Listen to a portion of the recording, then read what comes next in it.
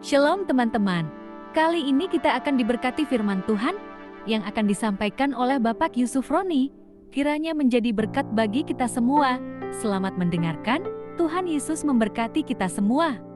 Shalom. Pagi ini kita akan bersama-sama membaca firman Tuhan yang terambil dari Injil Yohanes pasal 3 ayat 1 sampai ayat 8 saja. Yohanes pasal 3 ayat 1 sampai ayat 8. Kita akan membacanya saling sahut bersahutan. Saya akan awali dengan ayat pertama, lalu jemaat menjawab ayat kedua, dan seterusnya saling ganti bergantian sampai tiba pada ayat ke-8. Adalah seorang Farisi yang bernama Nikodemus, seorang pemimpin agama Yahudi.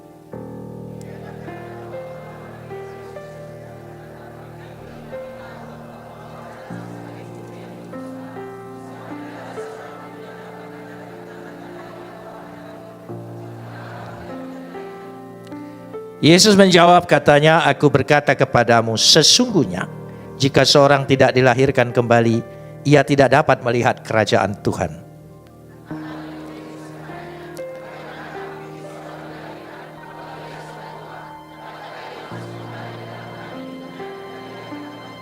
Jawab Yesus, "Aku berkata kepadamu, sesungguhnya jika seorang tidak dilahirkan dari air dan roh, ia tidak dapat masuk ke dalam kerajaan Tuhan."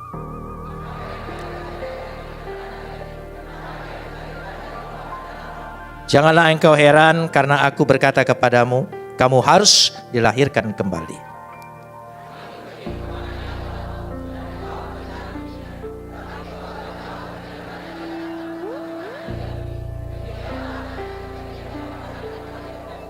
Kapot leha Adonai Elohenu kapot leha.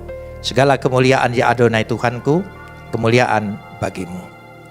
Saudara yang dikasihi Tuhan, saya percaya ketika kita membaca ayat yang saya minta baca ini, saudara pasti berpikir bahwa ini akan berbicara tentang kelahiran baru. Tidak salah. Tapi saya ingin melihat bersama-sama, jangan sampai konsep kelahiran baru itu menurut pikiran kita, menurut pemahaman kita, tapi tidak seperti yang dimaksud oleh Alkitab. Mari kita setidak-tidaknya mau meninggalkan dulu pemahaman kita yang lama. Karena manusia itu sangat terikat dengan kebiasaan. Kebiasaan itu merupakan kekuatan. Dan sulit sekali orang merubah kebiasaan.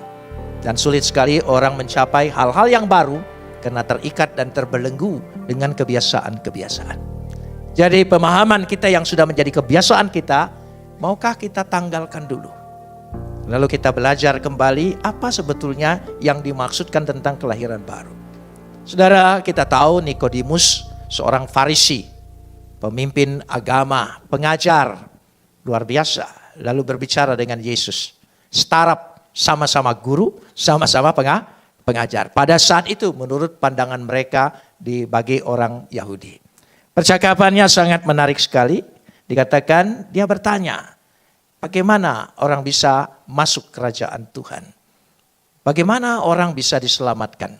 Bagaimana orang itu sungguh-sungguh bisa dilihat dia adalah calon sorga? Yesus berkata, ya dia harus dilahirkan kembali.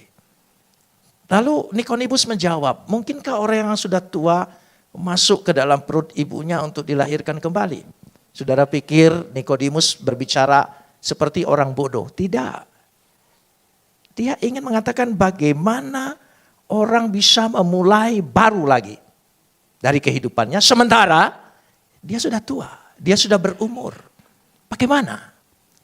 Bukankah sudah tua itu kita sudah punya pola pikir, gaya hidup, gairah, fashion dalam kehidupan kita. Bagaimana orang bisa memulai dari nol? Saya percaya kalau kita mengevaluasi kehidupan kita, banyak hal-hal bodoh kita lakukan. Dan kita kalau mengingatnya malu sendiri terhadap keputusan tindakan diri kita. Dan kalau kita diberi kesempatan mengulang lagi, saya percaya saudara akan mengulang kehidupan yang luar biasa. Tapi bagaimana mungkin? Bagaimana mungkin semua yang sudah terjadi? Dan segala sesuatu yang terjadi seringkali membelenggu pikiran kita, membentuk pribadi kita, bahkan membentuk pola pikir kita. Bagaimana kita bisa mengulangi? Dan tidak bisa, tidak seorang pun bisa merubah ini. Tapi Yesus berkata, dia bisa. Bagaimana dikatakan di situ? Jawab Yesus, sesungguhnya jika seorang tidak dilahirkan dari, ayat yang kelima apa? Tolong sekali lagi ya. Jawab Yesus, aku berkata kepadamu sesungguhnya jika seorang tidak dilahirkan roh. Tolong diingat di otak. Simpan betul. Saya ingin berbicara itu. Kita jangan lewat. Apa yang dimaksudkan dari air dan roh? Ya, dia tidak dapat masuk kerajaan Tuhan. Sebab Yesus berkata, yang dilahirkan dari daging adalah daging. Yang dilahirkan dari roh adalah roh. Dia berbicara tentang pekerjaan roh. Dia berbicara tentang hidup di dalam roh. Dia berbicara tentang bagaimana supaya kita memiliki roh. Saudara, roh itu adalah roh Tuhan. Roh Kudus, amin. Tapi kadang-kadang Yesus bicara, ada roh Kristus. Ayo, ada dua roh yang masuk ke dalam diri kita, jangan salah. Roh Tuhan, roh Tuhan. Roh Kudus, roh Kristus, Spirit Kristus. Spirit Kristus. Karakter Kristus, kehidupan Kristus, keberadaan Kristus. Itu yang harus kita miliki. Saudara, jangan-jangan kita pikir cukup sudah jadi Kristen bertobat. Tapi kita tidak memiliki Spirit Kristus itu. Kita teriak-teriak minta Roh Kudus menguasai kita. Sementara Spirit kehidupanmu bertentangan dengan Spirit Kristus. Coba sadari saat ini. Ini kesempatan bagi kita ya, untuk memiliki pemahaman yang jelas. Dikatakan di situ ayat yang ke-7 ya. Janganlah engkau heran karena aku berkata kepadamu, tolong sambung. Harus. Saudara mengerti harus dilahirkan kembali. Genetenai anoten. Genetenai. Kata dilahirkan itu genetenai. Genetenai. Gennya. Genetikanya. Genetikanya harus berubah. Harus yang baru. Bagaimana merubah genetika yang baru ini? Ya, harus memiliki genetika yang baru. Apa genetika yang baru? Itulah roh Kristus. Spirit Kristus, karakter Kristus, keberadaan Kristus, kehidupan Kristus. Itu harus jadi teladan, role model kita. Kalau saudara tidak memiliki karakter Kristus, jangan harap saudara berkata lahir baru. Itu rekaanmu sendiri. Itu penting. Tapi tidak usah takut. Ini perjuangan.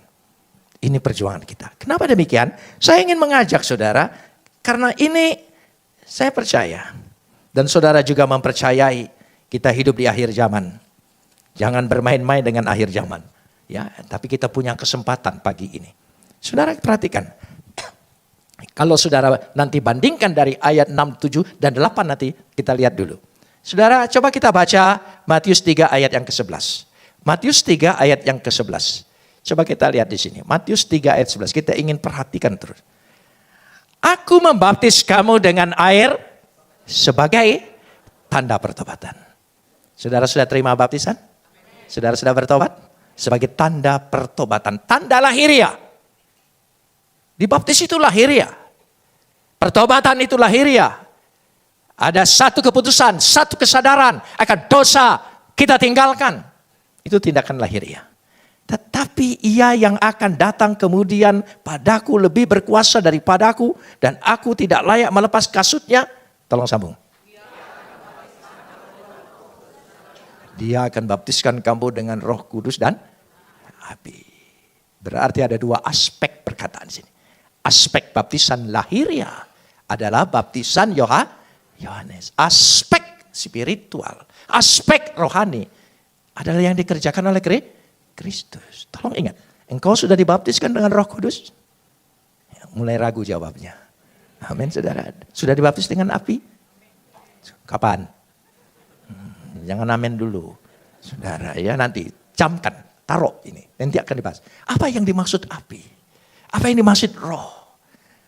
Berarti ada pekerjaan pekerjaan roh. Pekerjaan roh.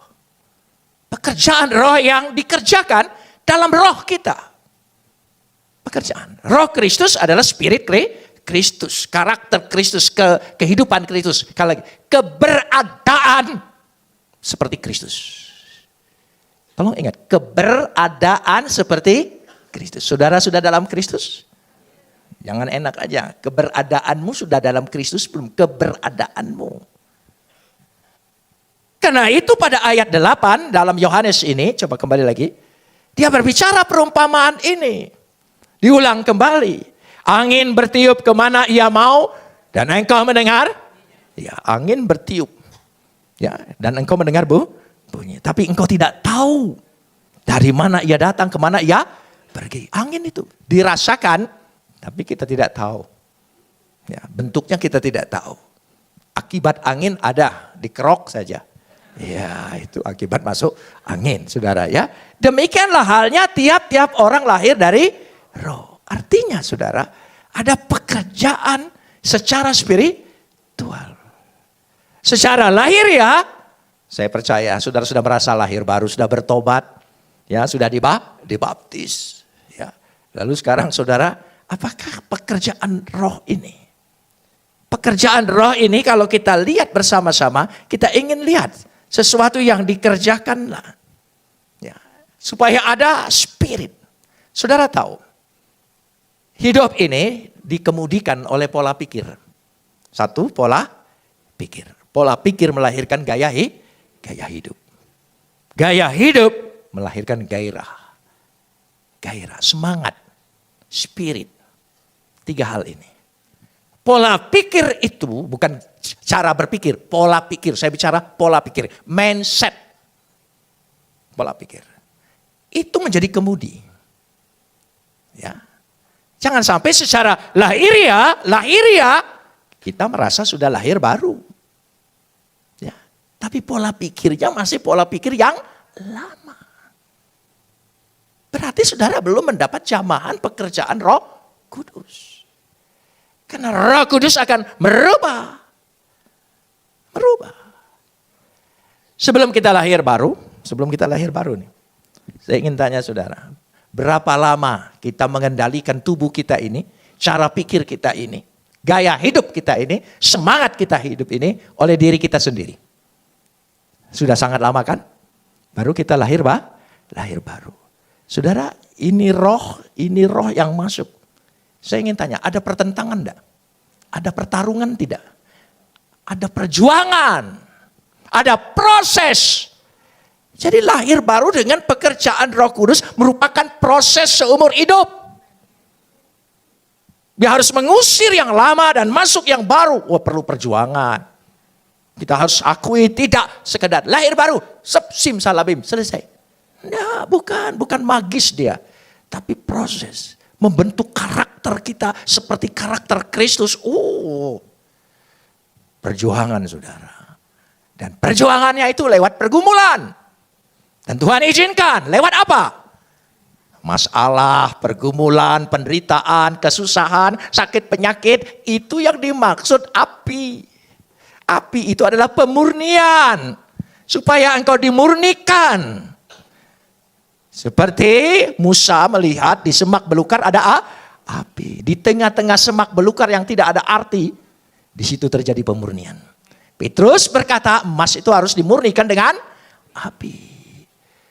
Jadi kalau Tuhan izinkan engkau mengalami semua proses pergumulan, kesusahan, penderitaan, kesulitan, sakit penyakit, itu sedang dalam proses. Dalam proses. Bukan Tuhan tidak tolong. Tapi manusia itu tidak akan bisa dibentuk karakternya karena kelimpahan berkat. Biasanya malahan tambah lupa Tuhan. Tapi begitu dibenturkan dengan kenyataan hidup, baru membentuk pribadimu. Datang kepada Tuhan, merendahkan diri, berdoa, berserah kepadanya. Amin. Ya, di situ letaknya. Jadi ini yang dimaksud lahir baru. Lahir baru merubah karakter kita. Jangan sampai kita pikir, saudara ini penting. Ya, coba kita lihat dulu. Saya ingin mengajak kita membaca dulu beberapa ayat supaya kita bisa melihatnya. 1 Yohanes pasal 2 ayat 6. 1 Yohanes pasal 2 ayat 6. Ini lebih keras, lebih tegas sekali. Ya, 1 Yohanes. Barang siapa mengatakan bahwa ia ada di dalam dia. Tolong sambung. Ya wajib hidup sama seperti ayo. Rendah hatinya, mengasihinya, rela menderitanya. Ayo. Mengutamakan orang lain lebih dulu. Pernah kita gitu? Ayo jujur. Enggak. Saya tahu. Ya. Kalau saya katakan, saya tahu orang Palembang. Ya, karena diri saya sendiri orang kalau soal ngejek nguyok wong lain, paling pinter. Tapi mengkoreksi diri sendiri, keras hati, keras kepala. Itu kenyataannya. Coba ayat ini, coba tayangkan terus dan saya minta ini menjadi ayat emas di rumahmu. Ya, siapa yang mengatakan ada dalam, saudara ada dalam Kristus? Nanti dulu. Ya, ia wajib hidup sama seperti, berat kan? Berat kan? Ngaku aja, jangan sok rohani.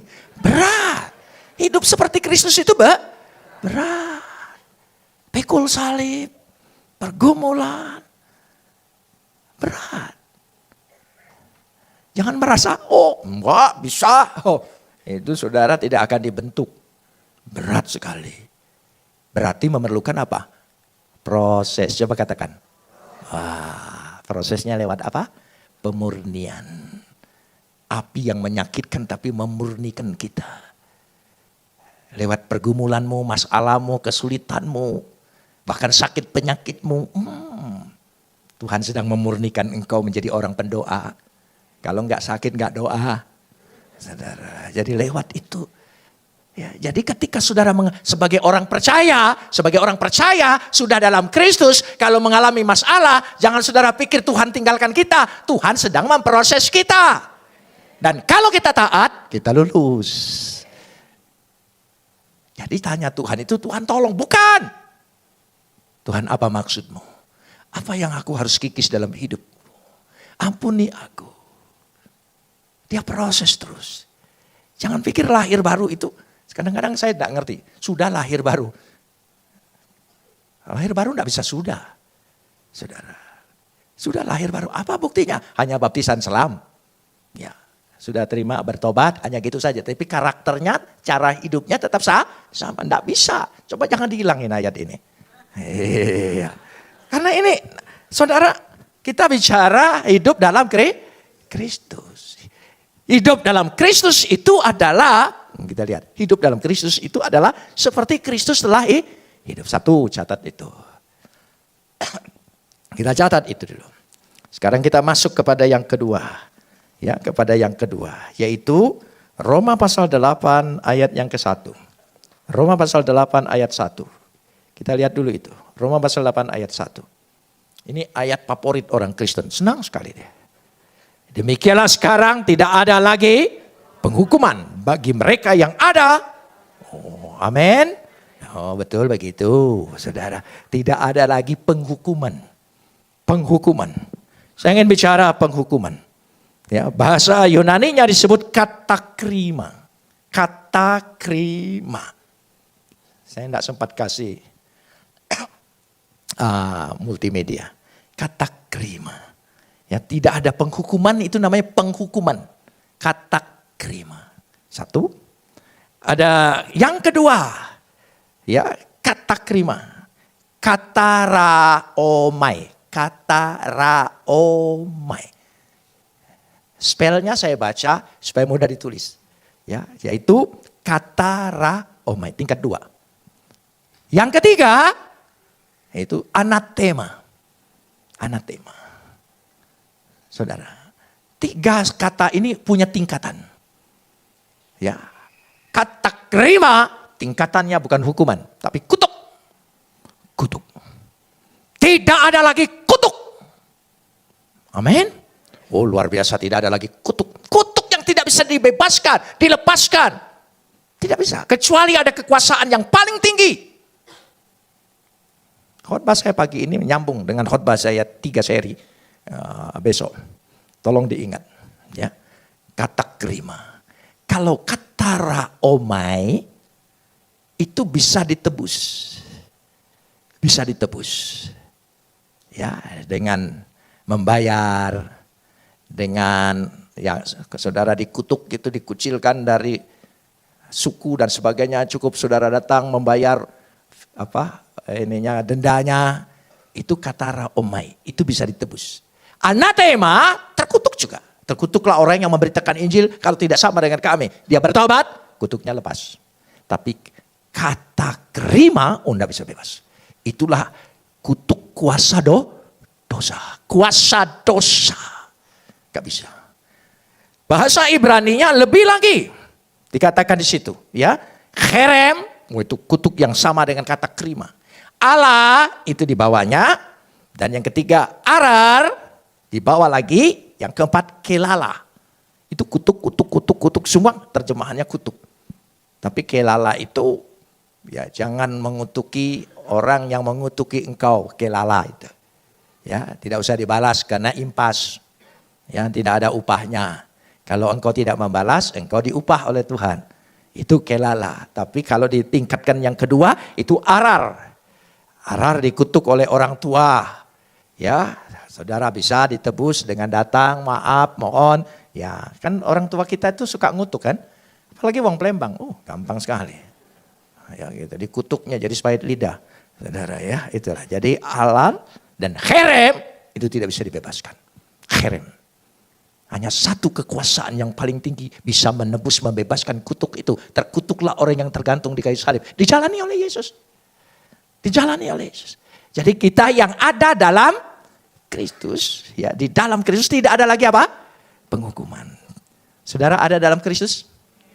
Ini bahasa Indonesia ini kadang-kadang hilang maknanya. Ya, hilang maknanya. Ya. Bahasa Ibrani itu ada tambahan di ayat ini. Bahasa Yunani ada tambahan. Mekatasarka peripatosin ala kata penuma. Apa dalam Kristus itu?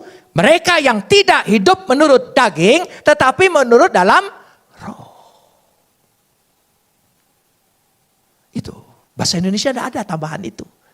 Sehingga orang pikir dalam Kristus, ayo saudara mengerti dalam Kristus cukup dibaptis. Ada lagi? Cukup beragama Kristen. Nah itu. Maka itu bukan lahir baru.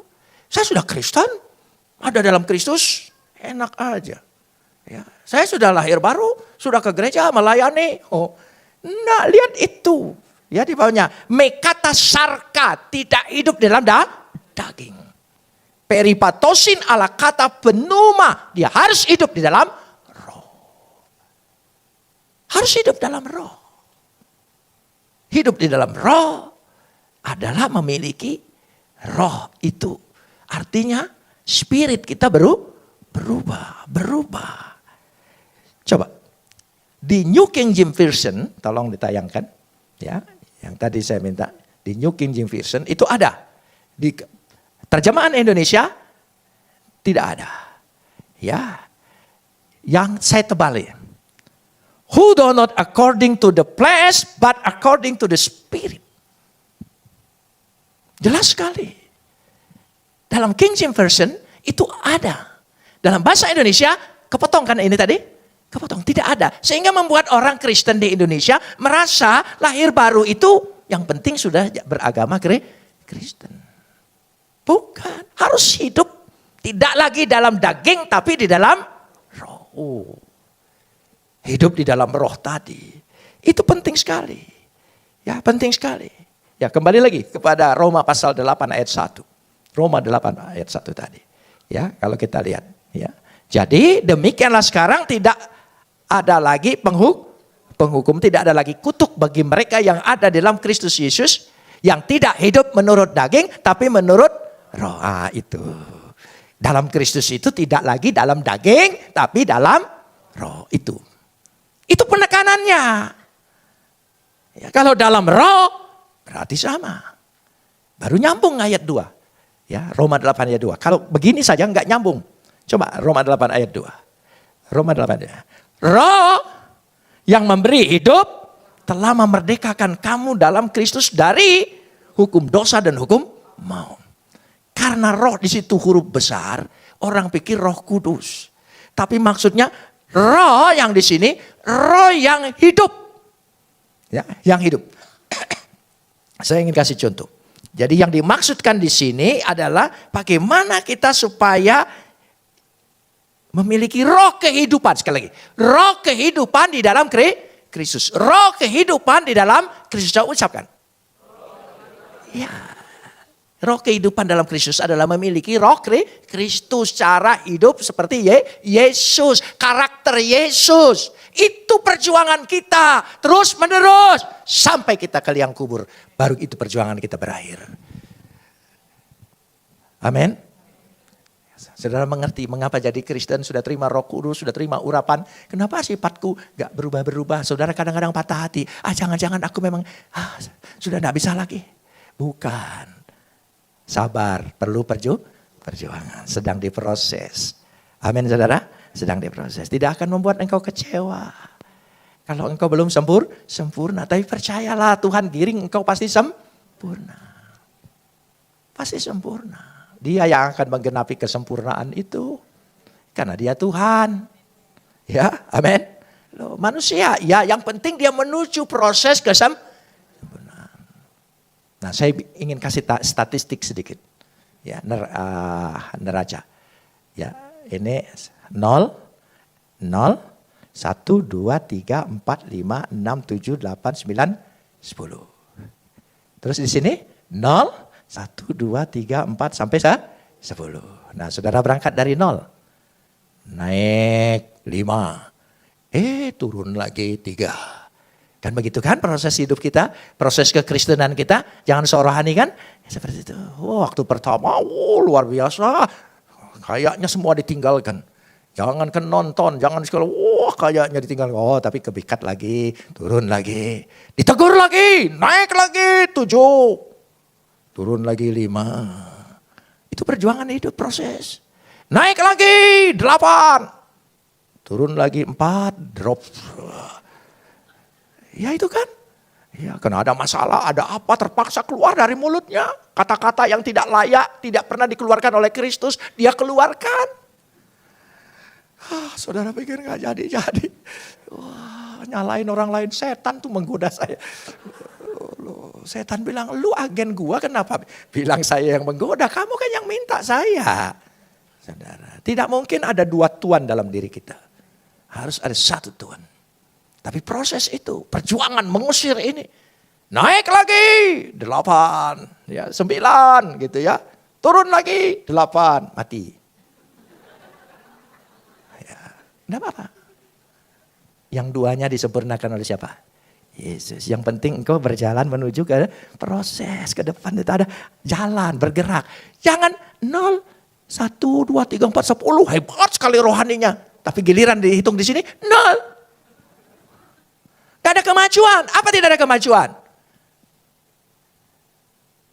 Sabtu lalu saudara terima perjamuan kudus? Sabtu ini saudara terima lagi perjamuan kudus? Karakternya tetap sama? Sifatnya tetap sama? Hidupnya tetap sama? Harus ada kemajuan, proses. Pelayanan juga maju, di gereja juga maju. Semuanya berproses terus, tidak apa-apa. Sekali bulan penuh bayar per puluhan bulan ke depan turun lagi ke bawah. Karena ada kebutuhan saudara pikir saudara ya. Loh, ya enggak apa-apa, itu proses. Ya, bukan saya membenarkan orang berdosa, tapi itu proses itu. Yang penting saudara bergeraknya apa? Naik turun tapi maju, bergerak. Hidup itu pekerjaan roh, itu angin bertiup. Ya. Angin kalau bertiup kapal layar jalan enggak? Jalan. Anginnya luar biasa, panasnya luar biasa. Jakarta panasnya sampai 40. Saya sedang pikir kenapa matahari itu tidak dikasih paracetamol. Kan bisa turun panasnya kan. Aduh. Loh iya, yang penting ada kemajuan. Jadi terima perjamuan kudus ini, minggu depan terima lagi. Ada perbaikan diriku. Karakterku makin mendekati karakter Kristus. Beri kemuliaan bagi Tuhan. Amin. Loh iya, pelayananku makin ditingkatkan. Jangan nonton terus, simpatisan terus. Terlibat. Amin. Ambil bagian. Dulu ini, saya mau ningkat. Jangan peduli orang lain. Amin. Itu, tingkatkan. Dulu doa 3 menit. Minggu depan, 5 menit. Saudara ya, enggak banyak-banyak saya minta. Memang enggak bisa banyak kan, saudara. Ayo, kan jujur. Sebab kalau banyak, saudara ngelamun kan. Nah, gitu, mikir kemana-mana. Karena enggak ada pokok doa. Ambil pokok doa gereja, beban jemaat, ambil doakan. Amin. Tingkatkan terus. Ayo, itu angin bertiup. Holland itu negeri kincir angin. Karena angin, pertanian, semua penggilingan, gandum semua bisa berjalan. Semua berubah. Dari biji gandum menjadi gandum, berubah. Nah begitu juga kalau memang Roh Kudus itu bertiup dalam dirimu. Kau tidak bisa membuktikan dari mana dia datang, bagaimana mulainya. Tidak ada rumusan. Tidak ada rumusan dalam pekerjaan Roh Kudus. Yang ada imani, kesediaan, amin. Dia melakukan itu. Itu proses. Ayo. Kita harus betul-betul lahir baru. Ya, berkeadaan seperti Kristus. Tolong ya. Berkeadaan seperti Kristus. Bukan hanya ada dalam Kristus, tapi apa? Nah, berkeadaan bagaimana tadi mekarta sarka, tidak hidup dalam daging, tapi hidup dalam roh. Ini penting. Bukan urusan Pentakosta, karismatik. Bukan. Alkitab.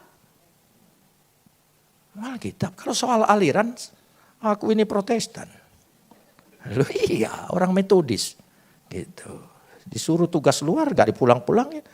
Nah, bukan salah aku. Iya, Bishop Sitorus yang tugasin saya keluar. Dia meninggal, sudah. Iya, di luar terus ya. Iya. Jadi itu penting sekali. Bahwa kita sungguhnya ada sebuah perubahan. Coba lihat lagi. Roma 12 ayat 2. Apa yang dimaksud? Supaya kita penuh perjuangan. Kita harus beda. Roma 12 ayat 2. Janganlah kamu menjadi apa? Serupa dengan dunia. Oh ini berat. Serupa dengan dunia. Tetapi berubahlah oleh pembaharuan apa? Budimu. Budi itu akal budi, pikiran, pola pikirmu. Beda pola pikir kita. Sama-sama cari uang. Sama-sama ingin sukses. Sama-sama ingin berhasil. Tapi beda. Kita ingin menjadi saksi Tuhan memberkati orang lain. Ya berkatilah aku Tuhan supaya aku bisa memberkati orang lain. Itu pola pikir kita. Sama-sama. Bukan berarti lalu saudara, aku enggak usah kaya lagi. Miskin baik. Sudah, itu jual galo. Itu goblok. Itu saudara ya. Lalu iya. Kita kan sekarang punya menteri pendidikan kan bosnya Gojek. Ya, GoPut, GoClean, nanti GoSchool.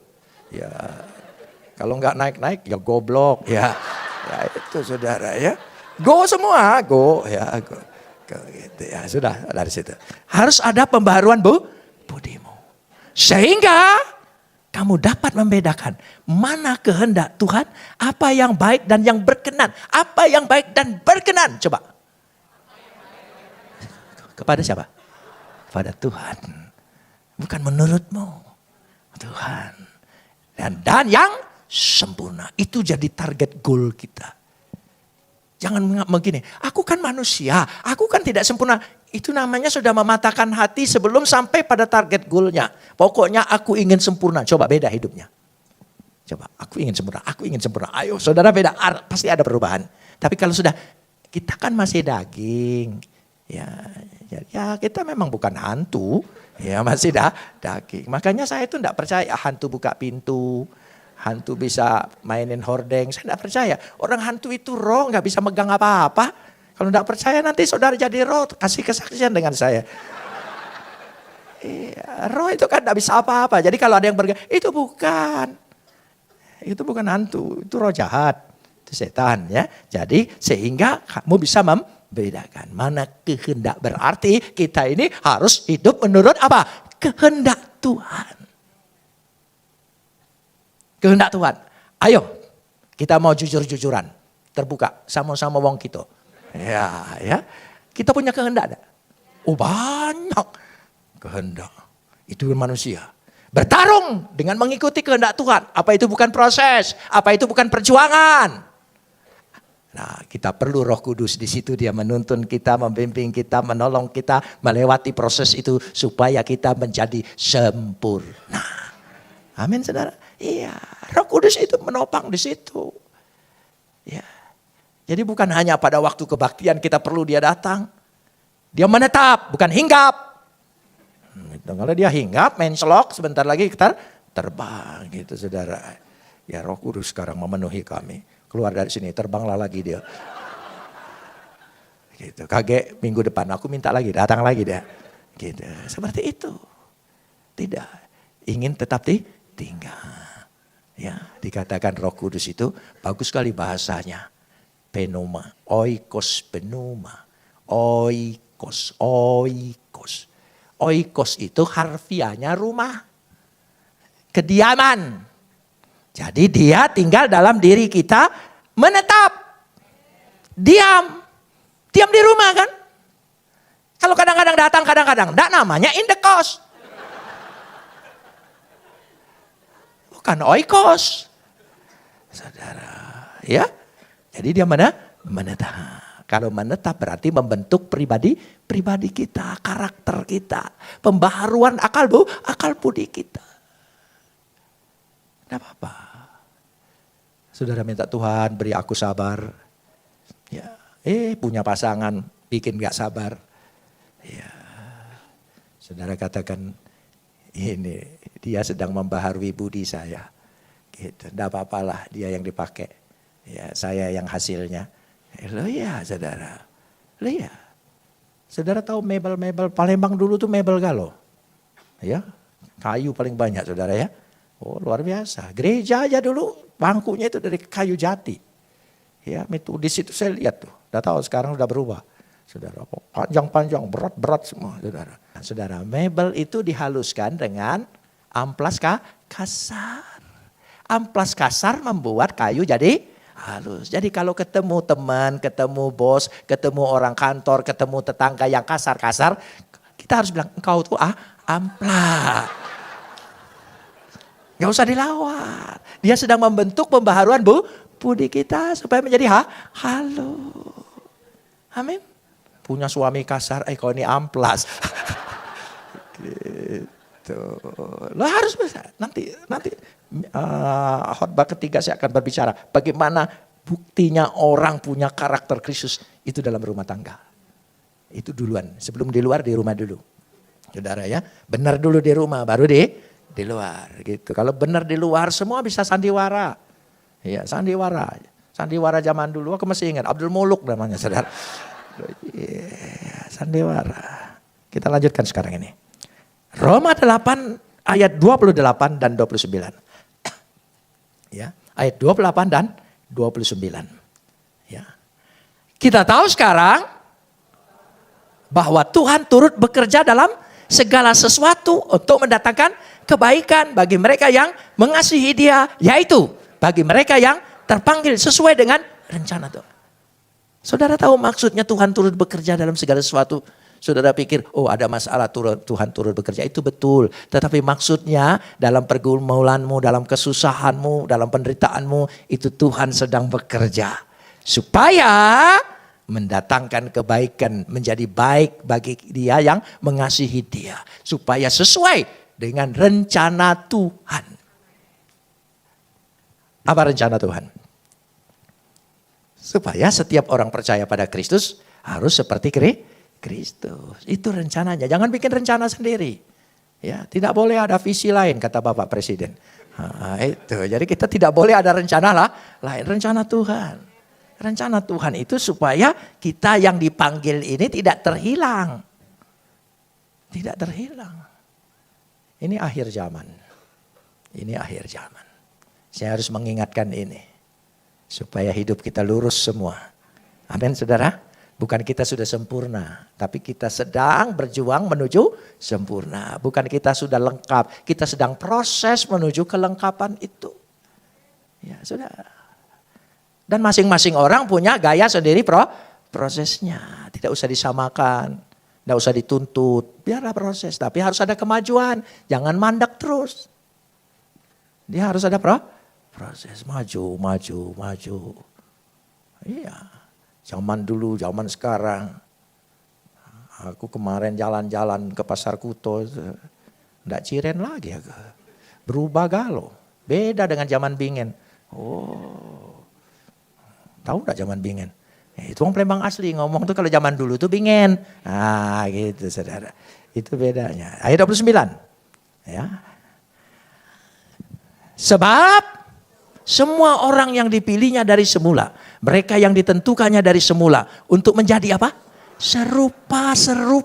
Saudara mengerti serupa? Bukan KW. Serupa. Ya, dengan gambaran anaknya. Sekarang ngacak kita ini serupa dah dengan dia. Mulut kita, kasih kita, pengampunan kita, karakter kita serupa enggak? Ayo jujur. Itu. Jangan sudahlah. Biar pendeta juga sama-sama jujur aja lah saudara ya. Nanti daripada jemaat masuk surga, pendetanya enggak. Oh iya. Loh, kenapa dia enggak masuk? Ya gitu. Dia enggak serupa. Nah, gitu. Jadi serupa enggak gitu. Jadi sering-sering ngaco lah. Gitu. Jadi aku nih rupa siapa gitu ya. Nah gitu. Rupa siapa itu menunjukkan anaknya siapa. Anak itu selalu mirip bapaknya. Tadi ketemu anak Pak Ali, mirip kan. Gitu. Wah, persisnya gitu. Memang anaknya dia. Iya, gitu ya.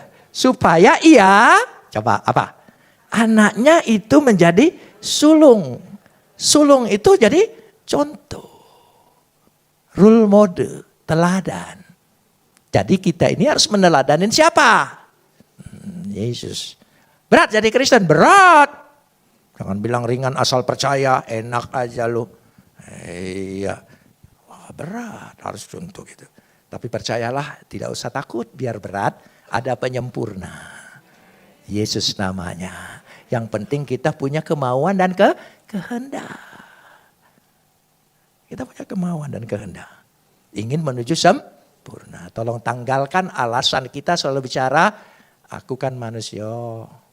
Aku kan masih hidup dalam daging. Aku kan bukan malaikat. Siapa yang bilang kau malaikat, saudara? Ya gitu. Tapi kita harus punya kemauan. Jangan menyerah sebelum apa-apa ponis dirimu. Jangan. Rohanimu jangan kau ponis. Saudara ya, saya sedang menuju apa? Kesempurnaan. Memang sekarang belum. Tapi aku masih panjang. Ya belum sampai ke puncak Sekuning. Belum gitu saudara ya. Ya dulu kuburan di sana masih ada kuburan. Nah ya sudahlah gitu ya. Itu ya belum sampai ke puncak Sekuning. Masih di bawah. Jadi masih ada kesempatan mengejar ketertinggalan kita. Supaya lahir baru kita lengkap lahiriah. Bisa dilihat aspek Yohanes Pembaptis. Ya batiniah spiritual aspek Yesus Kristus. Sehingga kita boleh sempurna jadinya. Sehingga dengan jalan demikian ya kita bisa melihat. Kita bisa melihat bersama-sama apa yang dimaksudkan di sini dengan jelas. Ya, coba kita ingin lihat dulu. Ya, Kisah Rasul 11 ayat 26. Ini yang terakhir. Ya. Jadi Kisah Rasul 11 ayat 26. Mereka tinggal bersama-sama dengan jemaat itu 1 tahun lamanya sambil mengajar banyak orang di Antioquia. Tolong sambung. Murid-murid itu pertama disebut itu agama. Disebut Kristen pertama itu disebut agama. Bukan. Karena melihat kehidupan murid-murid sama seperti Kristus. Maka dia disebut Kristen. Jadi kalau Kristen tidak seperti Kristus. Ya itu bukan Kristen. Itu Nasrani. Itu. Iya omongan orang tadi ya. Jadi dia harus hidup seperti Kristus. Jadi Roh Kudus memimpin hidup orang percaya untuk memiliki roh, hasrat, pola pikir seperti yang ada dalam Yesus. Amin. Ya, lemes semua kayaknya. Ya, karena ini mengkoreksi kita. Jangan kita pikir kita sudah lahir baru. Aku masih menjalani proses kelahiran baru. Aku bertobat, starting point. Sekarang proses itu aku jalani supaya aku punya hasrat dan hidup seperti Yesus. Sekali lagi, ada dalam Kristus artinya berkeadaan seperti Kristus. Coba camkan kata-kata ini. Berkeadaan seperti Kristus. Nah, sekarang kita lihat, aku ini sudah berkeadaan tidak seperti Kristus. Jadi itu penting sekali. Ada secara lahir ya, ada secara spiritual. Mari kita berdoa. Oke teman-teman, terima kasih Tuhan Yesus memberkati. Amin.